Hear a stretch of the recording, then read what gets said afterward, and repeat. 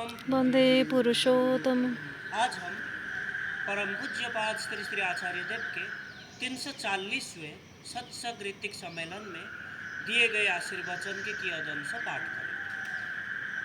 परम पूज्यपाद श्री श्री आचार्य देव बोलते हैं, मैं आज यहाँ उपस्थित सभी कर्मियों को एक बार फिर उन लोगों की याद दिलाना चाहता हूँ।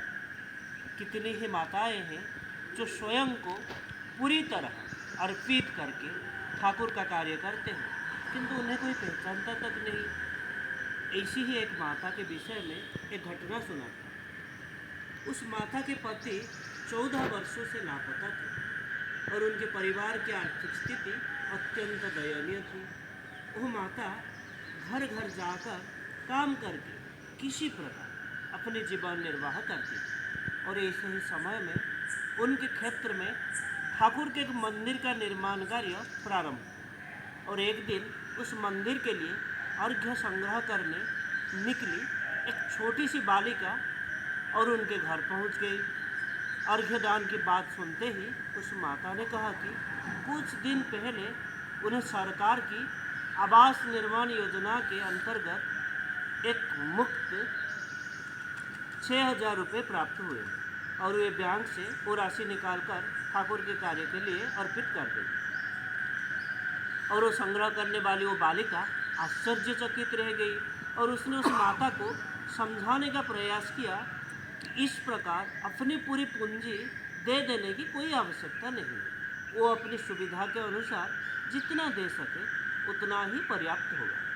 किंतु वो माता अपने निर्णय पर अड़िग रही। फिर उसी दिन वे बैंक गई और अपने रुपए निकालकर सीधे मंदिर पहुंची और वो पूरी राशि ठाकुर के चरणों में अर्पित कराई। फिर अर्घ्य अर्पित करके जब वे घर लौटी तो उन्हें बार बार ऐसा अनुभव होने लगा कि मानो ठाकुर उनसे कह रहे, अरे तूने तो मुझे अपना सब कुछ नहीं दिया।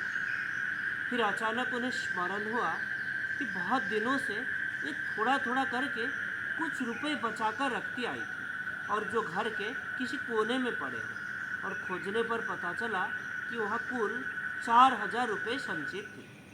और वो माता उस क्षण वे सारे रुपए लेकर फिर ठाकुर के मंदिर की ओर दौड़ पड़ी और इस बार मंदिर के कर्मी भी उन्हें इस प्रकार अपना सब कुछ अर्पित करने देखकर वो भी व्याकुल हो गए और उन्होंने बहुत समझाया, परंतु उस माता ने किसी एक की बात नहीं सुनी और उस दीनहीन माता ने कुल 10,000 रुपये ठाकुर के चरणों में समर्पित कर दिए।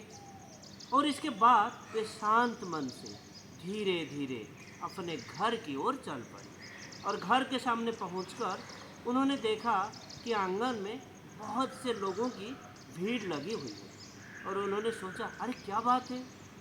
दौड़कर भीतर गई तो देखा कि 14 वर्षों के बाद उनकी वही लापता पति आज घर लौट आए हैं। ऐसा ही होता है, जब तक हम अपने ही हित के खोज में, अपने ही स्वार्थ के खोज में भटकते रहते हैं, तब तक वो हमें प्राप्त नहीं होता।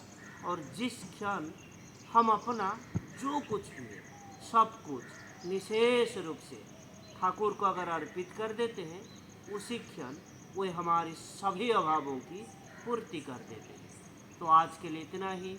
वंदे पुरुषोत्तमम। वंदे पुरुषोत्तम। जय।